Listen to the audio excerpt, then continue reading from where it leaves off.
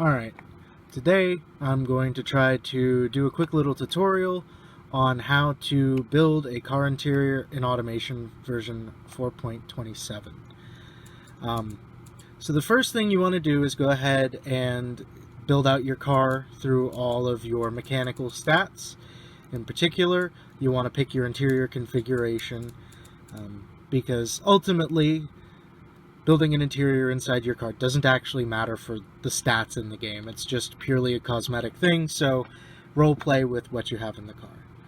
So my advice is go ahead and stretch out your car, make all the morphs you want to, get it into a good spot, and then before you do the exterior, I always start with the interior. Now the first step for an interior is you have to know what your controls and options are. So the first is you open this menu here, you come down to Windows, and I always set Windows to full transparency. That way you have the best look inside the car. The next step is to make note of this control right here, which allows you to hide the entire body all at once. Very useful for placing fixtures inside the car.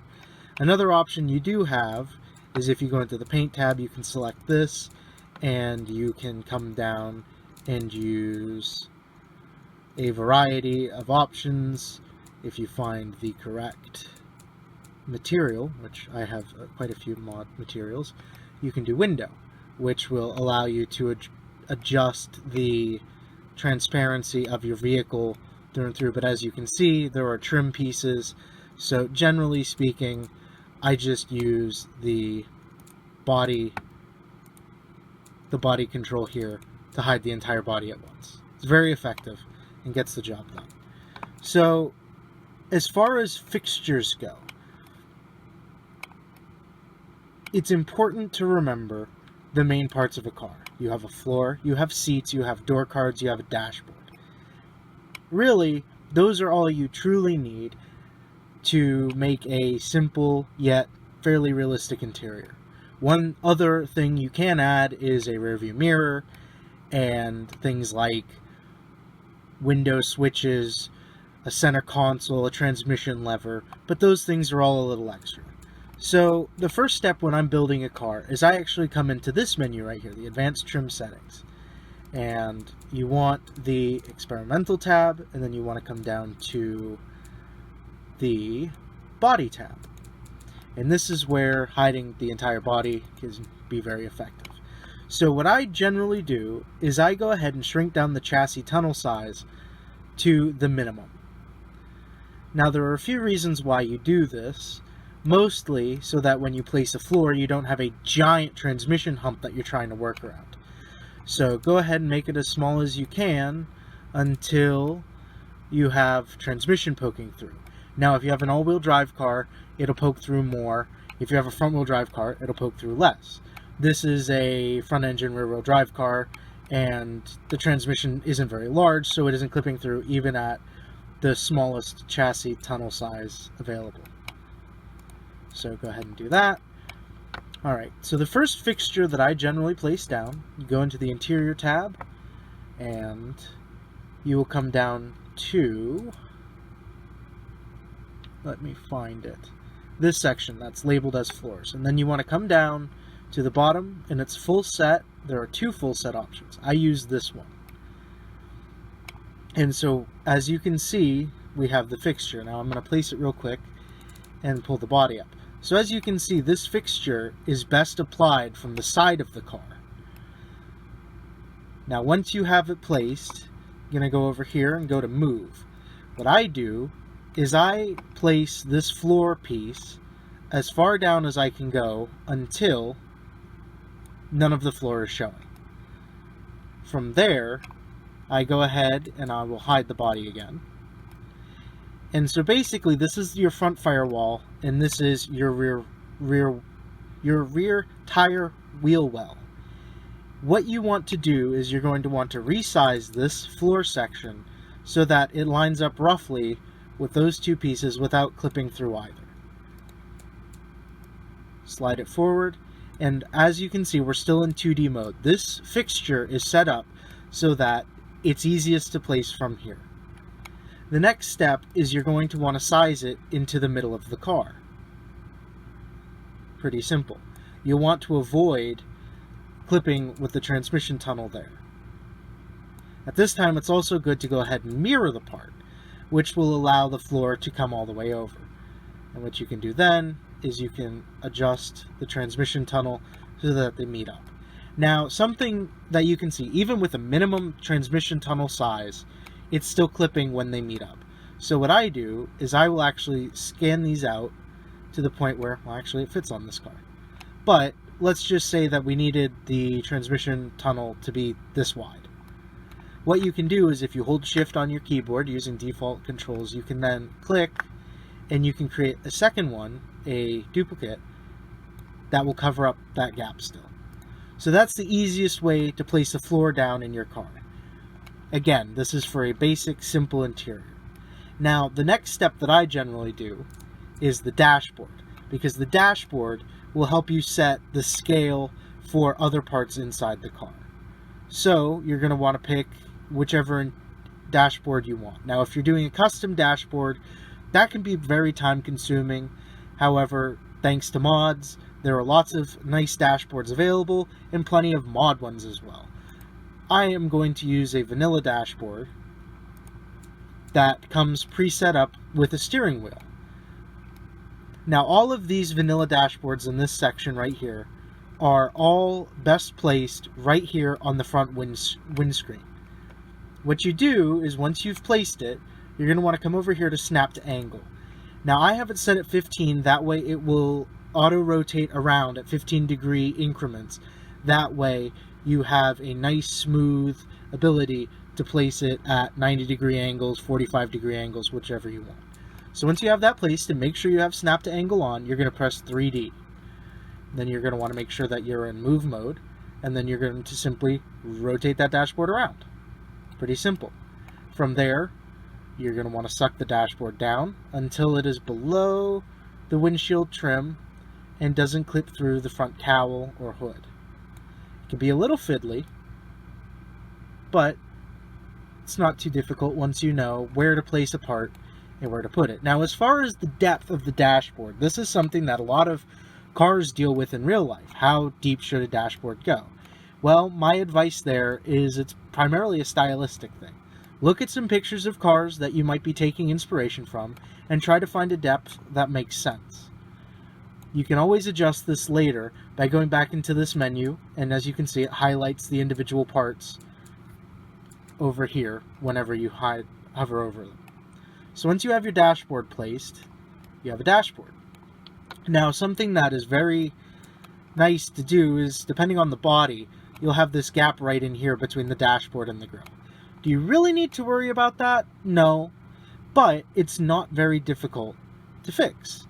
So if you come down into the interior tab again, you want this section right here, which is just a blank square, as you can see, and then you come in here, and then there are parcel shelves. You want this parcel shelf that says parcel shelf and is just basic. This you place just like you did the dashboard, and you're going to want to place it right there, and then you will slide it over and then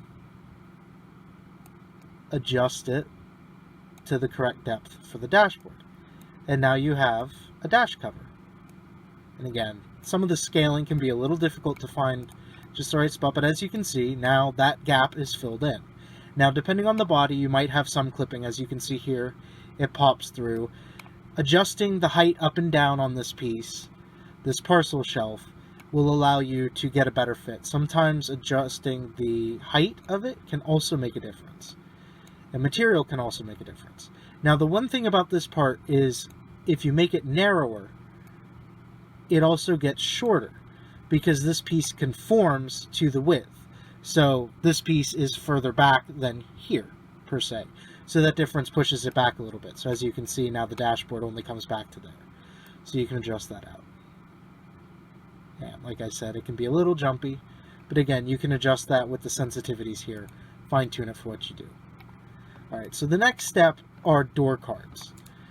Now, thankfully, there are a lot of door cards to choose from in the game right now. Since this is a 1981 family sedan, I'm going to use this 1970 sedan door card. These place vertically inside the door, like so. And then you can switch over to move, and as you can see, it's placed inside the car. Now, these door cards will automatically be offset from the door somewhat. This is fine if that's all you want to do. You can adjust the height because obviously you want the door card to meet up with the top of the door. Adjust that over. And so if you just want to leave it default setting, you'll have this gap right here, but you can adjust that by coming into here and choosing panel materials. As you can see, now the door card has a bit more material over the top. And that's basically how you place a door card. You can also go into 3D mode, but it's really not necessary. Now, as far as sizing a door card, what I do is I place it roughly where I want it, centered in the door, and then just adjust the width, or I guess length in this case, to match up. And there you go, you have a front door card. Now, as far as placing your rear door card, you're going to hold Shift and duplicate your front door fixture into the back. And you want to line it up, as you can see over here on the driver's side, right there.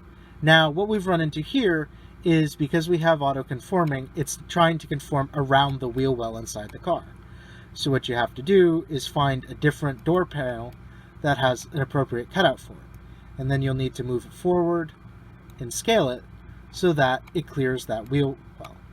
And there you go. That's the basic of adding a rear door card. Now, as far as seats, again, very simple. We're going to go ahead and come into this section for what are my favorite seats in the game. These right here. Now, these I always place on the top of the car. Go ahead and put it down, duplicate it through mirroring, and then again, make sure your snap to angle is on. You're going to place 3D mode, and then you're going to want to rotate using this arrow, and then you want to make the seats vertical. And now they're aligned perfectly to go right into the car. You just slide them down, and there you go. You have seats in your car. Now you can adjust the width of these, its size, whichever dimension you want, to get the right look and feel for your car. So in this case, I'll make them a little bit bigger in every direction, and then I will slide them forward. Now, something that's very nice to do with seats is once you have door cards in, you obviously don't want the seats clipping into the door cards. Again, just a little bit of role play. So as you can see, there's a little bit of space there, and voila. Now you want to try to make sure that any details on the seats appear above the floor, because, you know, in a real car, you want to be able to actually adjust your seats. So there's your seats. Now again, this distance is a lot smaller than it would be in a real car, but you have a floor and you have seats. It looks like a car interior.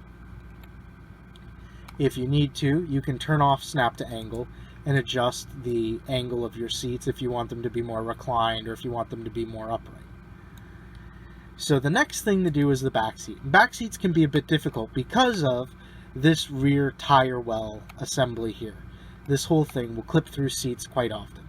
So what I do is generally I go ahead and start with by having the front seat selected, and then you click this option, which allows you to move the seats regardless of what angle you have, front and back in the car. So then you're going to shift drag your back seats into the back of the car. And as you can see, now we have some back seats. Now these are buckets. You can choose to switch to a bench seat or whatever seat you want. What I generally do is I try to make sure that the seat does not clip through this rear tire well here. So what I'm going to do is I'm going to adjust the scaling front to back on these seats, and I'm also going to angle them a little bit further forward. And again, I'll need to turn off snap to angle, that way I can have less than 15 degrees of movement. But there you go. You have back seats now in your car, and they don't clip. Now actually you can see right here, the floor does clip a little bit in to that rear tire well. So you can go ahead and move those if you want to. Just slide them forward until they're not visible anymore. Again, the biggest thing about building interiors in this game is just having the patience to learn what parts do what and where to place them so that you aren't beating yourself every time you try to place a fixture. And then so since this is a rear bench, I'm going to go ahead and drag this seat into the middle, And there we go. Now we have an approximation of a rear bench seat. Now, does this look perfect? No. But this is just a basic interior for when you're starting out. Then again, we're going to come back in and we're going to use the same parcel shelf that we used on the front of the car up by the dashboard. And then stretch that out to the sides. And then shrink it front to back. And there you go. Now you have a nice little parcel shelf behind your rear seats. Now, you can see there's a gap here. You can go ahead and use other fixtures to fill that in if you feel the need to, or you can leave it blank. So the next thing is a rear view mirror, which you have to have a mod for at this time. But you just come down here, and I like to use this last mirror on most cars. Place it right here. Go ahead and do cardinal lock on. That makes it flat. And then you're going to want a 3D. Make sure you have snap to angle on. And then you're going to rotate it vertically. And then you're going to want to rotate it around 180 degrees so that it's facing the drivers. And then all you have to do is drop it down until it sucks inside the car. As you can see, it's not clipping through the roof, and now you have a rear view mirror there. Alright, so the final thing to discuss that I feel that any decent car needs are going to be a center armrest, because most cars you build, sports cars, even sedans like this, are going to have front bucket seats. And so the easiest way that I've found to make a center console that's very flexible is you come into this armrest category here, and then you want the last one. You're going to place that on the door, and then you're going to go into 3D mode, and you're going to bring it into the car, you're going to mirror it, and then as you can see, we now have these two little armrests floating inside the car. You'll need to disengage your fixture snapping, and then you want to bring these two pieces until they meet up. And you don't want them to overlap, and there you go.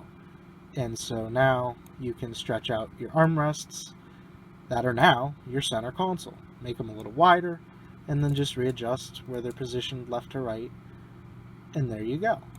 That's a pretty basic center console, but it works for modern cars or older cars. And of course, as you get more advanced, you can put more details on here and there, wherever you need to put them.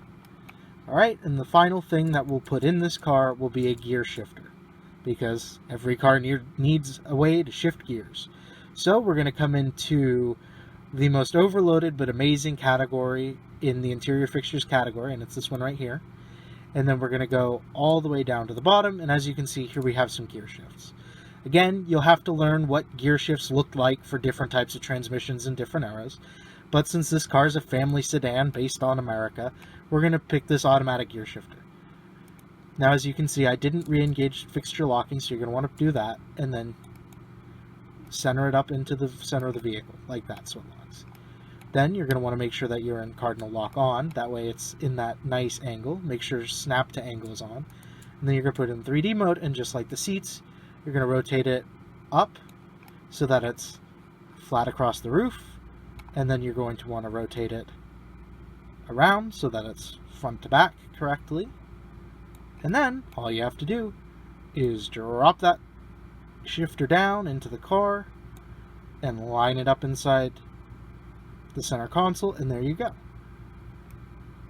Nothing too crazy. And now you have a gear shifter. You got a little storage cubby, you can have cup holders, there's mods for that. But as you can see, this car now has a very simple but looks decent interior.